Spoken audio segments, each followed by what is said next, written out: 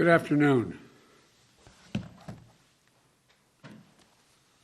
I'm speaking to you today from the Treaty Room in the White House, the same spot where on October of 2001, President George W. Bush informed our nation that the United States military had begun strikes on terrorist training camps in Afghanistan. It was just weeks after the terrorist attack on our nation that killed 2,977 innocent souls, that turned Lower Manhattan into a disaster area, destroyed parts of the Pentagon, and made hallowed ground of a field in Shanksville, Pennsylvania, and sparked an American promise that we would never forget. We went to Afghanistan in 2001 to root out al-Qaeda, to prevent future terrorist attacks against the United States planned from Afghanistan. Our objective was clear. The cause was just. Our NATO allies and partners rallied beside us. And I supported that military action along with overwhelming majority of the members of Congress. More than 7 years later, in 2008, weeks before we swore the oath of office, President Obama and I were about to swear, President Obama asked me to travel to Afghanistan and report back on the state of the war in Afghanistan. I flew to Afghanistan, to the Kunar Valley, a rugged, mountainous region on the border with Pakistan. What I saw on that trip reinforced my conviction that only the Afghans have the right and responsibility to lead their country, and that more and endless American military force could not create or sustain a durable Afghan government. I believed that our presence in Afghanistan should be focused on the reason we went in the first place, to ensure Afghanistan would not be used as a base from which to attack our homeland again. We did that. We accomplished that objective. I said, among with others, we'd follow Osama bin Laden to the gates of hell if need be. That's exactly what we did, and we got him. It took us close to 10 years to put President Obama's commitment into form, and that's exactly what happened. Osama bin Laden was gone. That was 10 years ago. Think about that. We delivered justice to bin Laden a decade ago, and we've stayed in Afghanistan for a decade since. Since then, our reasons for remaining in Afghanistan have become increasingly unclear, even as the terrorist threat that we went to fight evolved. Over the past 20 years, the threat has become more dispersed, metastasizing around the globe. Al-Shabaab in Somalia, al-Qaeda in the Arabian Peninsula, al-Nusra in Syria, ISIS attempting to create a caliphate in Syria and Iraq and establishing affiliates in multiple countries in Africa and Asia. With the terror threat now in many places, keeping thousands of troops grounded and concentrated in just one country at a cost of billions each year makes little sense to me and to our leaders. We cannot continue the cycle of extending or expanding our military presence in Afghanistan, hoping to create ideal conditions for the withdrawal and expecting a different result. I'm now the fourth United States president to preside over American troop presence in Afghanistan. 2 Republicans, 2 Democrats. I will not pass this responsibility on to a fifth. After consulting closely with our allies and partners, with our military leaders and intelligence personnel, with our diplomats and our development experts, with the Congress and the Vice President, as well as with Mr. Ghani and many others around the world, I've concluded that it's time to end America's longest war. It's time for American troops to come home. When I came to office, I inherited a diplomatic agreement duly negotiated between the government of the United States and the Taliban that all U.S. forces would be out of Afghanistan by May 1, 2021, just 3 months after my inauguration. That's what we inherited, that commitment. It's perhaps not what I would have negotiated myself, but it was an agreement made by the United States government, and that means something. So in keeping with that agreement and with our national interest, the United States will begin our final withdrawal, begin it on May 1 of this year. We'll not conduct a hasty rush to the exit. We'll do it responsibly, deliberately, and safely. And we will do it in full coordination with our allies and partners who now have more forces in Afghanistan than we do. And the Taliban should know that if they attack us as we draw down, we will defend ourselves and our partners with all the tools at our disposal. Our allies and partners have stood beside us, shoulder to shoulder in Afghanistan for almost 20 years, and we're deeply grateful for the contributions they have made to our shared mission and for the sacrifices they've borne. The plan has long been in together, out together. U.S. troops, as well as forces deployed by our NATO allies and operational partners, will be out of Afghanistan before we mark the 20th anniversary of that heinous attack on September 11th. But we'll not take our eye off the terrorist threat. We'll reorganize our counterterrorism capabilities and the substantial assets in the region to prevent reemergence of terrorists and the threat to our homeland from over the horizon. We'll hold the Taliban accountable for its commitment not to allow any terrorist to threaten the United States or its allies from Afghan soil. The Afghan government has made that commitment to us as well, and will focus our full attention on the threat we face today. In my direction, my team is refining our national strategy to monitor and disrupt significant terrorist threats, not only in Afghanistan, but anywhere they may arise, and they're in Africa, Europe, the Middle East, and elsewhere. I spoke yesterday with President Bush to inform him of my decision. While he and I have had many disagreements over policy throughout the years, we're absolutely united in our respect and support for the valor, courage, and integrity of the women and men of the United States Armed Forces who served. I'm immensely grateful for the bravery and backbone that they have shown through nearly 2 decades of combat deployments. We as a nation are forever indebted to them and to their families. You all know that less than 1% of Americans serve in our armed forces. The remaining 99% of them, we owe them. We owe them. They've never backed down from a single mission that we've asked of them. I've witnessed their bravery firsthand during my visits to Afghanistan. They've never wavered in their resolve. They've paid a tremendous price on our behalf. And they have the thanks of a grateful nation. While we'll not stay involved in Afghanistan militarily, our diplomatic and humanitarian work will continue. We'll continue to support the government of Afghanistan. We will keep providing assistance to the Afghan national defenses and security forces. And along with our partners, we have trained and equipped a standing force of over 300,000 Afghan personnel today and hundreds of thousands over the past 2 decades. And they'll continue to fight valiantly on behalf of the Afghans at great cost. They'll support peace talks, as we will support peace talks between the government of Afghanistan and the Taliban facilitated by the United Nations. And will continue to support the rights of Afghan women and girls by maintaining significant humanitarian and development assistance. And we'll ask other countries in the region to do more to support Afghanistan, especially Pakistan, as well as Russia, China, India, and Turkey. They all have a significant stake in the stable future for Afghanistan. And over the next few months, we'll also determine what a continued U.S. diplomatic presence in Afghanistan will look like, including how we'll ensure the security of our diplomats. Now look, I know there are many who will loudly insist that diplomacy cannot succeed without a robust U.S. military presence to stand as leverage. We gave that argument a decade. It's never proved effective. Not when we had 98,000 troops in Afghanistan, and not when we were down to a few thousand.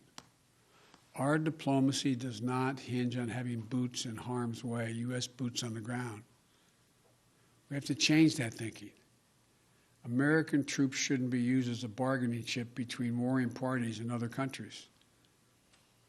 You know, that's nothing more than a recipe for keeping American troops in Afghanistan indefinitely. I also know there are many who will argue that we should stay fighting in Afghanistan because withdrawal would damage America's credibility and weaken America's influence in the world. I believe the exact opposite is true. We went to Afghanistan because of a horrific attack that happened 20 years ago.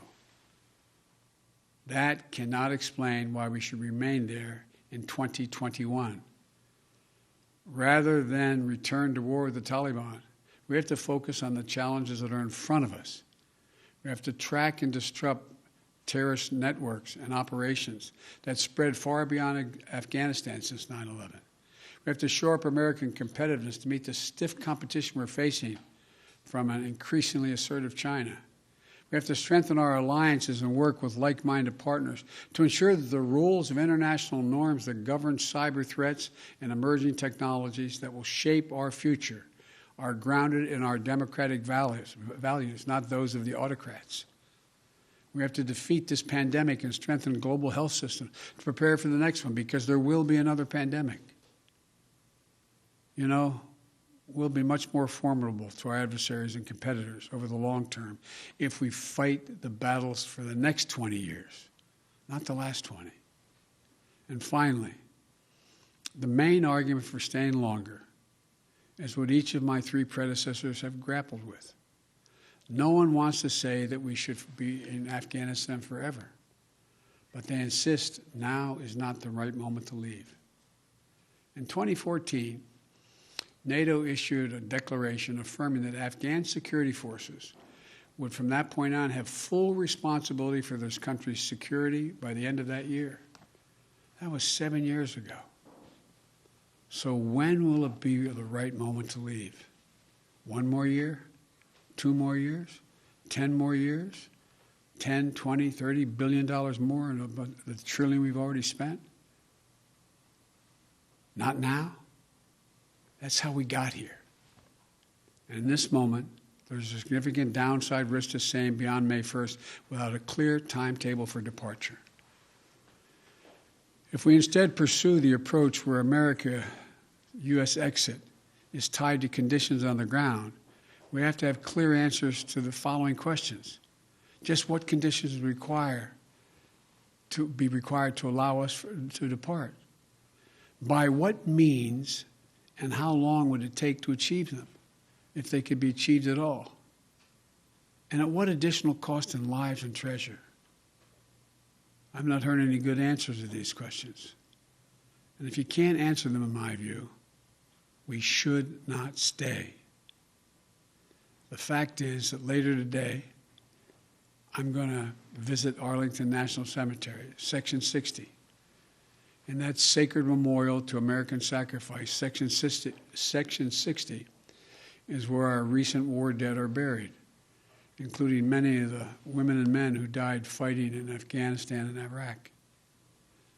There's no comforting distance in history in Section 60. The grief is raw.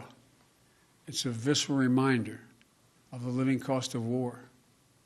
For the past 12 years, ever since I became vice president, I've carried with me a card that reminds me of the exact number of American troops killed in Iraq and Afghanistan. That exact number, not an approximation or rounded off number, because every one of those dead are sacred human beings who left behind entire families.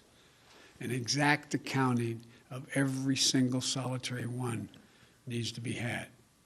As of today, there are 2,488 U.S. troops and personnel who've died in Operation Enduring Freedom and Operation Freedom's Sentinel, our Afghanistan conflicts. 20,722 have been wounded. I'm the first president in 40 years who knows what it means to have a child serving in a war zone. And throughout this process, my North Star has been remembering what it was like when my late son Bo was deployed to Iraq. how proud he was to serve his country, how insistent he was to deploy with his unit, and the impact it had on him and all of us at home. We already have service members doing their duty in Afghanistan today whose parents served in the same war.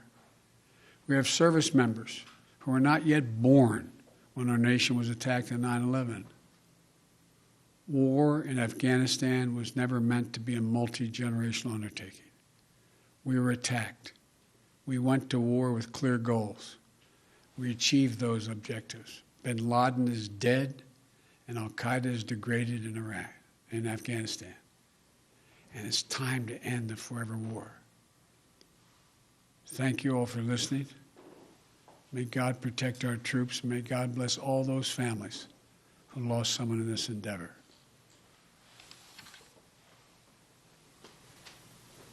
Okay, we're going to clear the shot in 5, 4, 3, 2, 1, bars.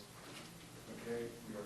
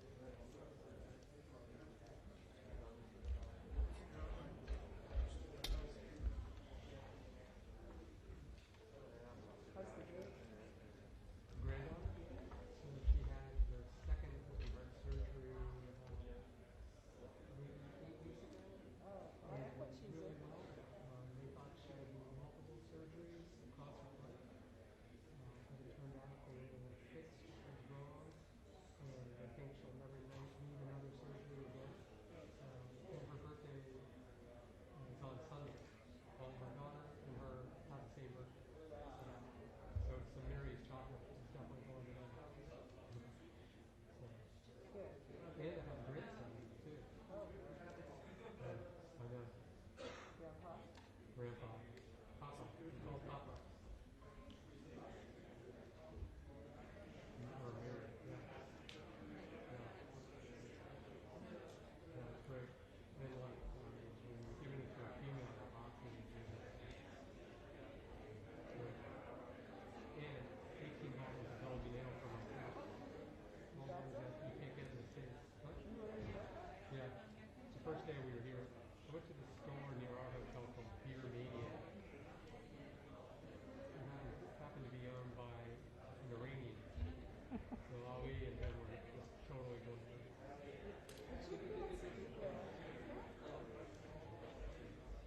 Why didn't you think I could? I don't know, I would need to be my age to get this stuff. Your age, what? 47? Yeah, thank you. You're the best.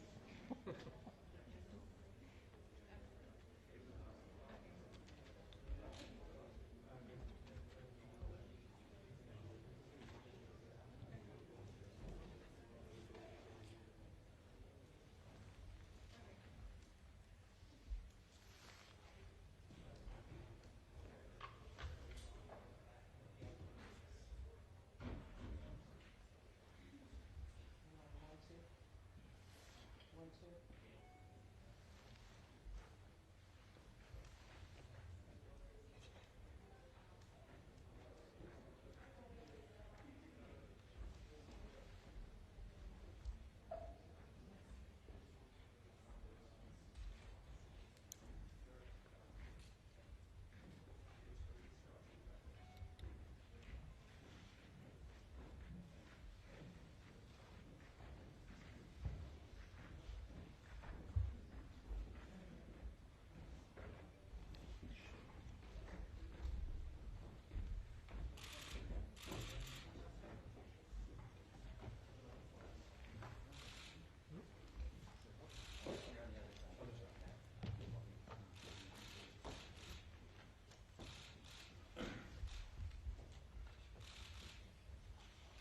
Good evening. Welcome to NATO headquarters to this press conference of the Secretary General, the Secretary of State and the Secretary of Defense. They will make short introductory statements and then we'll be able to take a few questions. Secretary General. Good evening. We have just concluded an important joint meeting of NATO foreign and defense ministers. Secretary of State Tony Blinken and Secretary of Defense Lloyd Austin have joined us here in Brussels. So Tony and Lloyd, I'm very grateful for your personal strong commitment to NATO, to our transatlantic bond. Your presence here today is a continued demonstration of the importance of the transatlantic bond and the United States' commitment to consulting with its NATO allies. Today, we decided together on the future of our presence in Afghanistan. We have been in Afghanistan for almost 20 years. After we invoked Article 5 of our founding treaty for the first time, in support of the United States after the horrific 9/11 terrorist attacks. Standing shoulder to shoulder, we have paid a high price, in both blood and in treasure. Thousands of our troops from allied and many partner nations and from Afghanistan have paid the ultimate price. Many more have been wounded. We are grateful to all who have served, and we honor all those who have sacrificed so much for our shared security. Together, we have prevented Afghanistan from serving as a safe haven for terrorists' attacks against our own countries. Since 9/11, there have been no terrorist attacks on Allied soil organized from Afghanistan. We have also helped to build the Afghan security forces from scratch. With great bravery and professionalism, they have provided security across the country over the last years. And in the almost 2 decades of international military presence, we have helped the Afghan people achieve social progress. Over a year ago, we welcomed the US-Taliban agreement and the US-Afghanistan joint declaration. Since then, we have gradually reduced our troop presence as part of the peace process. Currently, we have around 10,000 troops in Afghanistan, the majority from non-US allies and partner countries. We have been closely consulting on our presence in Afghanistan over the last weeks and months. In the light of the US decision to withdraw, foreign and defense ministers of NATO discussed the way forward today and decided that we will start the withdrawal of NATO support mission forces by May 1st. Our drawdown will be orderly, coordinated, and deliberate. We plan to complete the withdrawal for all our troops within a few months. Any Taliban attacks on our troops during this period will be met with a forceful response. We went into Afghanistan together. We have adjusted our posture together, and we are united in leaving together. This is not an easy decision, and it entails risks. As I've said for many months, we face a dilemma, because the alternative to leaving in an orderly fashion is to be prepared for a long-term, open-ended military commitment with potentially more NATO troops. This is not the end of our relationship with Afghanistan, but rather the start of a new chapter. NATO allies and partners will continue to stand with the Afghan people. But it's now for the Afghan people to build a sustainable peace that puts an end to violence, safeguards the human rights of all Afghans, particularly women, children and minorities, upholds the rule of law, and ensures that Afghanistan never again serves as a safe haven for terrorists. Today, NATO ministers also addressed Russia's military buildup in and around Ukraine. This is the biggest massing of Russian troops since the illegal annexation of Crimea in 2014. And it is a part of a broader pattern of Russian aggressive actions which raises very serious concerns.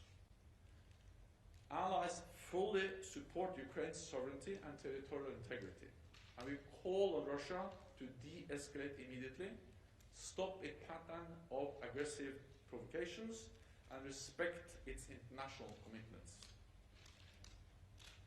Today's meeting is an important demonstration of our unity, and in this complex and more competitive world, we must continue to strengthen NATO, to face the full range of challenges, not just of yesterday, but today and tomorrow. So Tony and Lloyd, it's great to be here together with you, and please hand it over to you. Thank you. Jens, thank you so much. Secretary Austin, good evening, everyone. It's very good to be back here at NATO, just a few weeks after my first visit as Secretary of State, particularly for such an important day in the history of our alliance. 20 years ago, after the United States was attacked on 9/11, this alliance invoked Article 5 for the first time in its history. An attack on one is an attack on all. Together, we went to Afghanistan to root out al-Qaeda and prevent future terrorist attacks from Afghanistan directed at our homelands. Now, we will leave Afghanistan together and bring our troops home. President Biden just laid out our plan in detail in a speech to the American people. And as you heard, and as Jens just noted, we'll begin our troop withdrawal by May 1st, and we'll complete it before the 20th anniversary of 9/11 later this year. After years of saying that we will leave at some point, that time has come. The threat from al-Qaeda in Afghanistan is significantly degraded. Osama bin Laden has been brought to justice. We have achieved our original objective. And we don't believe that maintaining an indefinite troop presence in Afghanistan is in our interests, not for the United States, not for NATO and our allies. The world has changed dramatically over the last 20 years. And as you heard the President say, we have to adjust our strategy to meet the threats of 2021, not 2001, and take on the challenges that now demand our focus and resources. The United States and our allies will coordinate closely on our next steps. We've always said, as the Secretary General noted, that our plan was in together, adjust together, out together. And today, we began to hammer out what out together looks like. We will withdraw our troops responsibly, deliberately, safely. Let me be clear. Even with our troops home, we as an alliance, and the United States as a country, will continue to invest in and support the Afghan people and their chosen leaders. We'll also remain vigilant against any possibility that the threat of terrorism reemerges in Afghanistan. We'll reorganize our counterterrorism capabilities to stay on top of that. We'll also hold the Taliban accountable to its commitments to keep al-Qaeda or any terrorist organization from using Afghanistan as a base for attacks against us. We'll pursue a durable and just political settlement between the government of Afghanistan and the Taliban, and we'll engage other countries that have a major stake in a stable future for Afghanistan and will now have to step up after years of NATO underwriting stability. We'll continue to support the government of Afghanistan and provide assistance to the Afghan security forces who have fought and continue to fight valiantly and at great cost on behalf of their country. And we'll keep investing in the well-being of the Afghan people. We'll bring our diplomatic and development resources to bear to protect and build upon the gains that the Afghan people have made in recent years. We'll continue support for the rights of Afghan women and girls, minorities, advocating for their meaningful participation in the ongoing negotiations and their equal representation throughout society. And we'll maintain significant humanitarian assistance to those in need. In short, bringing our troops home does not mean ending our relationship with Afghanistan or our support for the country.